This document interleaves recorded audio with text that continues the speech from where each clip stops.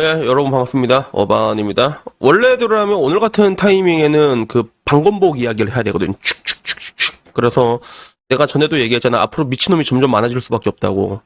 야, 근데 미친놈이 너무 빨리 많아지는 것 같아. 너무 빨리 많아져가지고 이쯤 돼서 방검복 이야기를 하는 게 맞지만 저한테 영상 의뢰가 조금 많이 밀려 있거든요. 그래서 오늘은 1세대 빠미게이 데모라고 불리는 나희석이라는 아지매에 대한 이야기를 한번 해보려고 하는데 이게 생각보다 또 보면 또 재밌더라고요. 그래서 나는 좀 재밌게 봤는데 일단은 뭐 여러분한테는 재밌는지 모르겠다. 근데 대한민국 빠미게 1세대라면 우리가 일단 알아야지 욕을 할 수 있잖아. 그치? 우리가 욕을 할 수 있으니까 일단 이 나혜석이라는 빠미게이 데모가 어떤 파란만장한 인생을 살아왔는지 오늘은 이렇게 이야기하는 그의 인생을 돌이켜보는 그는 어떻게 빠미게이 데모가 되었나 요걸 보는 시각을 가져보려고 합니다. 우선 사진 보면 되게 평범하게 생겼어요. 평범하게 생겼는데 인기가 되게 많았다고 해. 그래서 1986년 수원에서 태어났고 1948년 서울에서 사망했고 조선 후기 수원에서 손꼽히는 재력가 집안이었다 하더라고. 그래서 교육에 있어서는 굉장히 진보적이었던 부친의 도움으로 당대 여성들 중 매우 드물게 진명여학교, 여기가 현 진명여자고등학교거든. 여기를 수석 졸업했다고 합니다. 고등학교 수석 졸업이란 게 지금도 있나? 뭐 지금도 뭐 어떻게 있긴 있겠는데 근데 공교롭게도 하필이면 또 진명여고야, 그지? 여기 되게 유명한 학교 아니야, 그지? 그래서 여기를 수석으로 졸업했는데 이후에는 일본 5대 명문 미술대학 중 하나인 도쿄 여자미술대학을 졸업한 다음에 대한민국 최초로 서양화가로 활동을 했던 미술계의 선구자이자 대한민국 최초 1세대 빠미로 평가받는 여자라고 합니다. 일단은 뭐 지금 봐도 매우 파격적이었던 자유연애를 그러니까 지금부터 100년 전에 한 거지. 그리고 불륜의 아이콘으로 엄청난 스캔들을 일으켰고 말년에는 조금 안 좋게 마무리가 됐는데 근데 현재 지금 와서는 수원 팔달구 인계동 나에서 출생 거리가 그쪽인가 봐. 거기서 나에서 거리를 만들자. 그래서 한국 빠미니즘의 선구자로 부각시키려는 시도가 조금 많다고 하는데 이런 부분들에 있어가지고 좀 이게 누가 좀 답답했는지 객관적으로 그녀의 생애를 정리했다고 해. 근데 문제는 이게 한 사람이 쓴 글을 내가 거의 그대로 들고 오는 거라 가지고 틀린 부분이 있을 수가 있어요. 그러니까 그런 부분들은 밑에 댓글로 조금 뭐 틀린 부분이 있을 수 있다라는 건 미리 양해를 부탁드립니다. 우선은 이게 사진을 보면 야, 이 사진 이렇게 보면 약간 카광 닮지 않았나? 난 맨 처음에 두 번째 사진 보니까 첫 번째 사진은 좀 평범하다 생각이 들었는데 두 번째는 약간 카왕같이 생겼거든. 근데 이 사람이 여러 가지 좀 문제를 많이 일으켰어. 근데 되게 재밌는 게 그 당대 여성들 중에서는 학력도 굉장히 높고 외모가 출중한 편이었다고 하더라고. 저게 출중한 외모였대. 그래서 그 당시에 뭐 쌍수술이 없었으니까 그지? 그래서 대한민국 내에서 쌍꺼풀이 있는 사람이 원래 20%라고 하더라고. 그래서 아 그렇구나. 약간 그런 느낌. 그리고 이 여자가 좀 나름 유명해갖고 학교 진학이라던가 유학 소식들이 신문에까지 실렸다고 해. 그래서 어떻게 따지면 울산으로 따지면 김태희급이라고 볼 수 있을란가? 그래서 당시에 있는 남자들에게는 일종의 아이콘 같은 이미지였고, 그리고 되게 많은 일본 남자들이 나혜석에게 이제 고백을 받았다고 하더라고. 그래서 네, 약간 좀 믿기가 힘들긴 한데. 근데 그런 나혜석의 첫 번째 연애 상대자가 누구였냐면 최승구라는 사람이야. 이 사람은 사진 보니까 되게 잘생겼어. 딱 봐도 개씨 알파야. 그래서 전남 고흥 최대의 재력가의 자제였고 촉망받던 시인이었고 그리고 당시에 명문 게이오 대학을 졸업했다고 합니다. 게이오는 지금도 명문 아니야, 그지? 그래서 고학력 미남으로 당시 나혜석이랑 연인이었다고 해요. 그러니까 굉장히 잘 나가는 커플이라고 해야 되나? 뭐 그런 느낌이 있었는데, 근데 문제는 이제 이 최승구가 유부남이었다고 하더라고. 그래서 집안의 강요로, 어릴 때 조혼한 본처하고는 전혀 그런 애정관계가 없어가지고, 본처랑 이혼한 다음에 나혜석이랑 재혼을 하려고 했었대. 근데 최승구 집안에서 나혜석을 첩으로 들인 건 괜찮지만, 본처와 이혼하는 것은 절대로 반대다. 뭐 이렇게 얘기를 해서 압박을 했다 하더라고. 그리고 이 과정에서 우리 승구찡은 폐렴과 결핵을 앓다가 25살에 따이 돌아가셨다고 합니다. 그래서 이때 나혜석은 큰 충격을 받고 신경쇠약을 앓게 되었다고 하는데 진정한 비극의 시작이 이제 누구 때부터 나타나냐면 이 이후에 만난 두 번째 남자 김우영이라는 사람인데 야 딱 봐봐라 관상 딱 봐도 느낌 오지 않냐? 내가 봉풍이가 될 상인가? 약간 최성구와 비교하면 딱 봐도 왜소하잖아. 딱 봐도 왜소하고, 야, 씨, 개씨 베타다, 그치? 야, 씨, 블루필 베타다. 약간 이런 느낌인데. 근데 이 김우영이라는 사람도 게을리트입니다. 게을리트. 당시 이제 교토대학 법학부를 졸업했어. 그러니까 이 당시에는 교토대학이 더 셌을 거라 아마?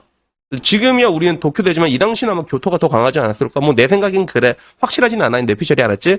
그래서 일본 사업시험에 합격한 변호사 자격을 갖춘 그리고 일본 외무성 외교관으로 근무하는 대엘리트였다고 하더라고.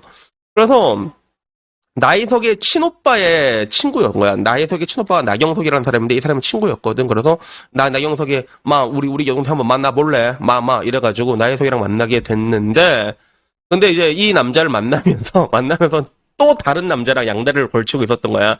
그게 이제 광수라는 사람인데 광수 딱 봐도 이 사람은 또그 호랑이 기운이 느껴진다. 개씨 말파다, 그치? 그래서 나혜석은 김우영과 만나면서 동시에 이광수와 연애를 즐겼는데 근데 굉장히 웃긴 게 나혜석도 양다리였는데 이광수도 이 사람도 양다리였다 하더라고. 그래서 이 사람 같은 경우는 한국 최초 산부인과 여의사가 된 도쿄의대에 재학 중이던 허경숙과 교제를 하면서 나혜석과 바람을 피고 있었던 야 정말 옛날 사람들도 할 건 다 했어, 그지?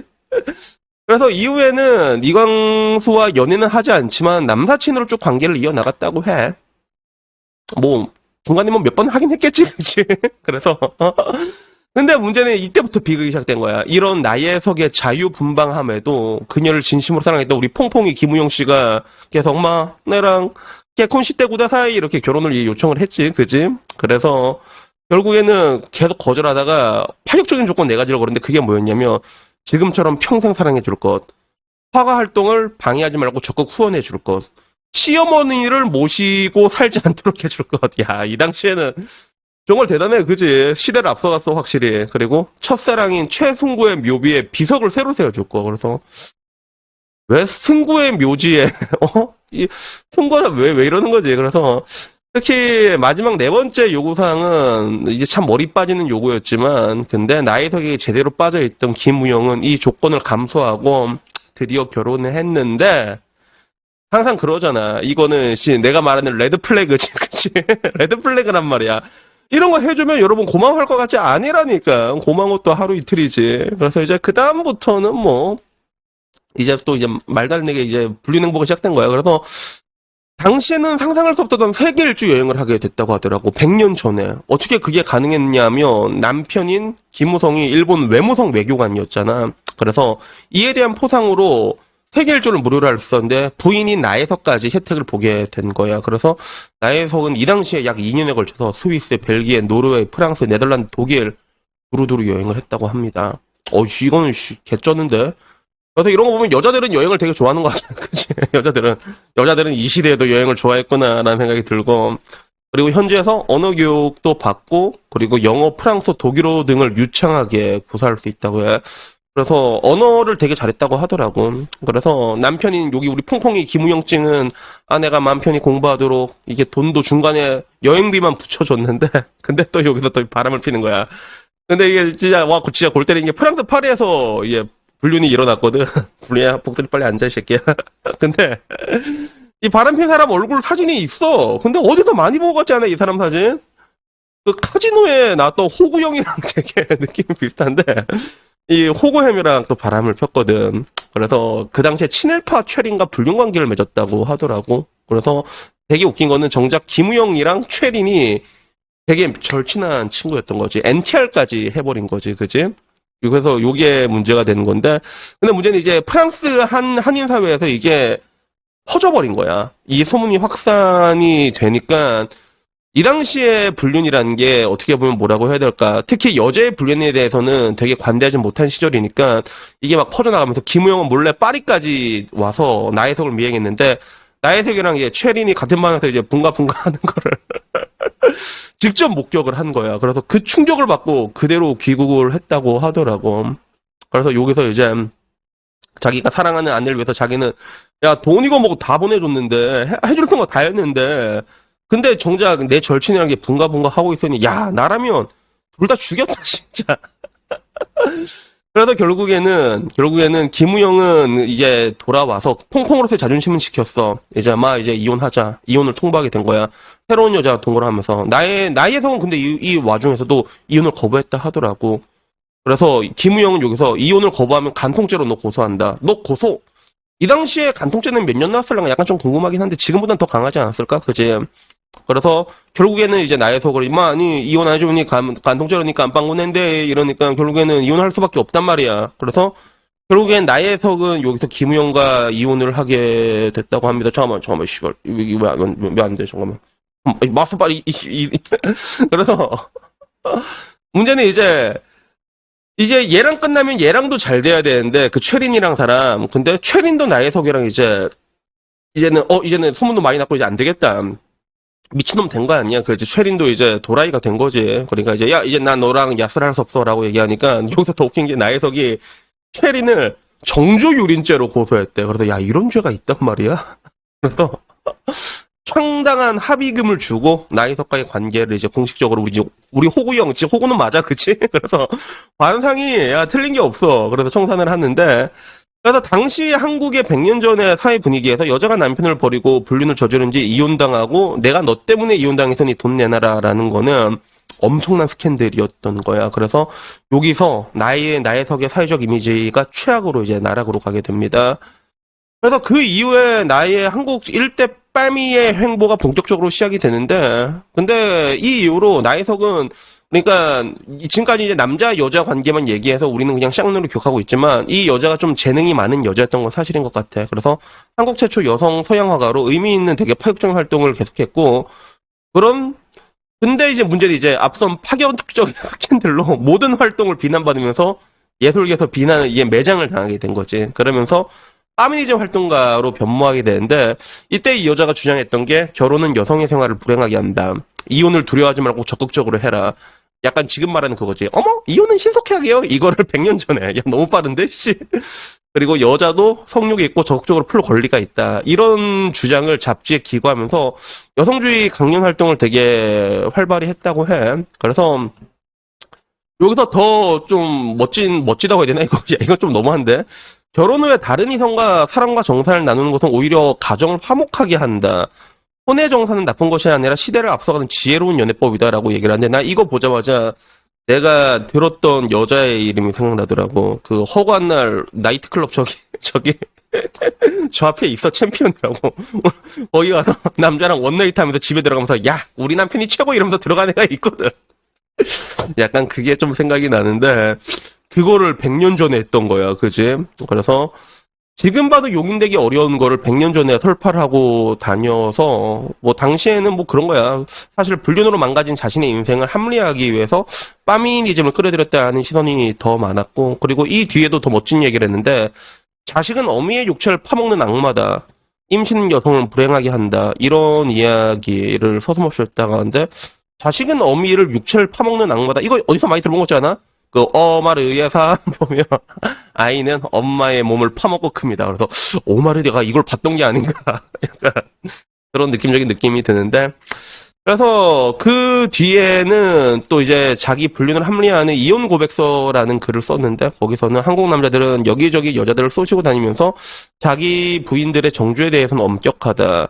남자들이 자유롭게 연애를 할 수 있다면 그건 여자도 마찬가지다. 남자들이 여자들에게 정조를 요구하려면 자기부터 정조를 지켜라 등 이런 식으로 한국 남자들을 정면에서 이렇게 겨냥해서 저격을 때리긴 백발백중하는 명사수 같은 주장도 했다고 가는 건데 뭐 이제 결국에는 이제 그런 식으로 이렇게 살아왔다는 거지. 그래서 이 글 쓴 사람은 뭐 여러 가지가 있는데 나혜석의 파미니즘 행보 중에 평가할 만한 부분도 있다고 하더라고. 그래서 뭐 현 덕성여중, 덕성여고, 덕성여대의 전신인 근화여학원 창립 작업에 적극적으로 나섰다는 부분이 있고 그리고 여성도 남성과 똑같이 중노동을 할 수 있고 해야 한다는 합리적 평등주의도 설파를 했다고 해. 그래서 이 부분을 제외하면 나머지는 이제 합리화를 위한 수단으로서의 파미니즘 행보가 대부분이었지 않나 이런 얘기를 하더라고. 그래서 되게 재밌는 건 또 뭐냐면 특이한 게 이 사람이 제1회 한국 미스코리아 심사대원을 맡기도 했는데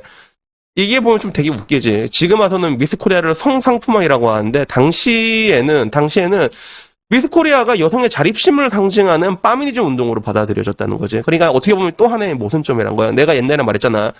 그 미니스커트란 거는 여성 인권의 상징이었거든. 그런 게 여성 해방의 상징이었단 말이야. 근데 지금 와서는 이제 그런 것들이 똑같은 시선에 대해 가지고 방금 말했던 미스 코리아도 파미니즘을 운동이라고 받아들여지고 있는, 여자들이 이제 자기 몸을 마음껏 드러내는 게 보이지만 지금 와서는 또 이제 성상품화라고 또 공격을 받고 있는 이런 모순점이 좀 아이러니하긴 한데, 근데 이 뒤에 나혜석이 어떻게 이제 나락으로 떨어지게 되냐면, 어떻게 보면 이제 인생의 분기점에서 선택을 좀 잘못한 느낌이 있긴 있어. 그게 뭐였냐면, 나혜석이 김우영과 사이에서, 이게 이야기가 되게 빨리 진행돼서 여러분들은 모르겠지만 자녀를 많이 낳았습니다. 3남 1녀를 낳았거든. 그래서 애 많이 낳고 이제 파리 가서 그게 있었던 거야. 그래서 어릴 때 김우영과 이혼했기 때문에 자식들이랑 직접적인 교류 자체가 없는 거야. 그래서 나혜석 같은 경우도 파미니즘을 설파하면서 임신과 출산을 경멸하는 발언을 하고, 자식은 어미의 살을 뜯어먹는 악마라고 주장을 했지만, 근데 나중에는 이 자식에 대해 가지고 그 엄청난 그런 집착을 하게 되는 모순점을 또 보여주게 되거든. 그래서 나혜석의 이론과 나혜석의 행동은 또 모순되는 부분들이 있었던 거예요. 그래서 실제로 그 화가로서의 재능이 조금 있어가지고 나름 출중했다고 하더라고. 프랑스에서 그 새 삶을 시작할 수 있었지만 정말로 한국에서는 개 휴양년이 돼 있는데 굳이 자기를 냉대한 한국 사회에 남게 되거든. 근데 이게 남게 된 가장 큰 이유가 자식들에 대한 모성이라고 얘기하고 있어. 근데 이 부분에 대한 해석은 뭐 잘 모르겠어, 내가. 뭐 이게 이 나혜석이라는 사람에 대한, 이게 난 단편적으로 한번 보는 거니까. 그래서 결국에는 나혜석 같은 경우는 집은 되게 갑부 집안이었지만 이미 가문의 수치가 돼 있단 말이야. 100년 전에 한국이 얼마나 폐쇄적이었을 거야. 그러니까 집안에서는 아무런 도움도 받을 수 없고 거의 뭐 호적 파내라 이런 수준이었겠지, 그지? 그래서 되게 공핍하게 나름 살아가는데 그 가운데서 자식들이랑 그렇게 연락을 하려고 애를 썼다고 하더라고. 이게 모르겠어. 이게 어떤 심리에서 이렇게 됐는지는 모르겠는데, 근데 글 쓴 사람은 이게 모성이라고 표현을 하고 있더라고. 그래서 이미 이혼한 시댁에도 애정이 남아서 시어머니가 돌아갔을 때도 직접 찾아갔다고 하는데, 전 남편이 이제 김우영이가 이제 마 끄지라 이렇게 얘기를 한 거지. 아예 조문도 못하고 하고, 심지어는 이제 자식들을 몰래 보려고 노력을 계속하니까 전 남편이 와가지고 경찰까지 동원해서 엄마 저리 가라 보지 마라 이런 걸 막았다고 하더라고. 근데 문제는 이제 자식들도 어머니가 불륜으로 자기를 버리고, 그리고 뭐 이제 그 당시에는 말도 안 될 정도로 자식은 엄마를 파먹는다 이런 악마다 이런 얘기를 했는데, 그렇게 친모로서 그렇게 보고 싶어 하지도 않았다고 하더라고. 그래서 당시에 나혜석의 그런 발언과 행위는 아동학대 그 이상이라고 볼 수 있지, 그 당시에는. 그래서 결국에는 뒤늦은 뒤에 모성애에 몸부림치면서 파킨슨병과 실어증에 시달리다가 자식들을 보려고 거리를 뭐 헤매고 다녔고, 그리고 길거리에 1948년에 쓰러졌다가 발견돼서 무연고자로 요양원에 입원해 있다가 영양실조로 사망했다고 합니다. 그래서 당시에 52살이었는데 고생이 너무 고생한 것 같아가지고 행색이 너무 초라하고 60대 노인으로 기록이 돼 있다고 하더라고. 그래서 시신은 무연고자로 처리돼갖고 지금도 정확히 어디에 묻혀 있는지도 모른대. 그래서 어떻게 보면 지금 와서는 완전히 빠미게 머무가 되었고, 당시에도 누군가한테 선망의 대상이었을 건데, 근데 대다수의 사람들에겐 경멸의 대상으로 쓰였더니 나혜석이라는 사람은 결국에는 그렇게 인생을 마감하게 된다고 해. 그래서 그 긁은 사람 입장에서는 이 나혜석의 글을 쓰기 위해서 나름 많은 것들을 알아봤을 거 아니야. 근데 한국 최초 여성 서양 화가로 미술계에 남긴 업적도 나름 되게 크다고 하고, 그리고 재능도 있고 총명했던 여성이었고, 그런 거는 분명히 사실이었고 여성 인권을 지적한 것도 사실이었지만, 근데 이 사람이 바라보는 거는 뭐였냐면 약간 그런 거지. 자신들의 행동을 합리화하기 위해서 파미니즘을 좀 많이 이용했다라는 이야기를 좀 많이 하더라고. 그리고 참고로 나혜석은 본인의 부친이 자기보다 불과 한 살 많은 기생첩을 들여서 자기의 친모가 불행하는 모습을 보면서 이에 대한 비판의식을 키웠다고 하는데, 사실 당시에는 첩이란 게 좀 일반적이었어. 나도 말했잖아. 우리 외할아버지도 실제로 그랬습니다. 그냥 첩을 집안에 들여놓고 산다니까. 그래서 나는 그 첩의 방도 어딘 줄 알아, 나는. 그러니까 보통 첩이면 약간 별관으로 떨어져 있어야 되는 거 아니야? 별관도 아니야. 바로 옆한. 문 열고 들어가면 바로 보이는 그 방에 계셨다고 하더라고. 그래서 뭐 그런 부분들이 있었고, 결국에는 한국 빠미니즘계에서는 나혜석이 시대를 잘못 만났다, 뭐 이런 식으로 좀 이제 꽃을 피우지 못한 시대를 잘못 만난 비혼의 여성으로 묘사가 되지만, 근데 그냥 나혜석이 행위는 그냥 불륜을 한 남편을 배신한 슈양년이 아니냐, 뭐 이런 식으로 이게 글을 쓰더라고. 그래서 그 뒤로는 보면 뭐 이제 그런 거야. 모든 페미니즘 행보는 자신의 잘못을 합리하기 위한 수단이었을 뿐이고 돈을 벌기 위해 가지고 자신의 이용과 불륜 스캔들을 모조리 이용했고, 그 때문에 전 남편이었던 김우영 그 엘리트 풍풍남은 마누라 하나 간수 못한 한심한 남자라는 꼬리표가 붙어서 변호사로서 전혀 수임이 없어가지고 이 남자도 가난하게 삶을 살았다고 합니다. 나름 엘리트 출신이었는데, 그리고 자식들도 이상한 엄마를 둔 아이들이라는 냉대를 받으면서 성장했는데, 그래서 나혜석의 자식들은 당연히 친모보다 계모에게 더 큰 모성을 느꼈다고 하더라고. 근데 나름 그 좀 뭐라고 해야 될까? 아들들이 머리는 또 되게 좋았다. 나혜석을 닮아가지고. 그래서 둘째 아들 김진이 서울대 법대 교수, 그리고 막내 아들 김건희 하는 총재까지 올라갔다라고 하더라고. 그래서 한국 사회 엘리트로 크게 됐고, 특히 둘째 아들 김진 서울대 법대 교수가 쓴 회고록을 보게 되면 나혜석에 대한 부분에 대해서 성장 과정에서 사회적인 시선 때문에 엄마가 나혜석인 걸 숨기고 살았다고 하더라고. 그 정도로 좀 센세이션을 했던 거야. 그래서 되게 미움과 그리움이 얽힌 복잡한 신경을 토로한 바가 있었다라고 얘기를 하고, 마지막은 여기에서 더 놀라운 게 우리 나문희 씨가 이 천재 여류화가 나혜석 여사의 조카 손녀다 이렇게 뜬 거야. 그래서 실제로 본 적이 있다 하더라고, 나문희 씨가. 그래서 어릴 때 봤는데 그 당시에 나혜석이 중풍이랑 파킨슨병 그리고 실어증으로 수시로 몸을 떨면서 거동이 불편했는데, 그 와중에서도 외국인과 한국인 사이에서 영어를 통역해주는 모습을 봤다고 이렇게 얘기를 하더라고. 그래서 이걸 보는 남자와 여자들의 시선도 좀 많이 다른 것 같아. 남자와 여자들의, 이게 남자 여자의 시선이라고 해야 되나 이게?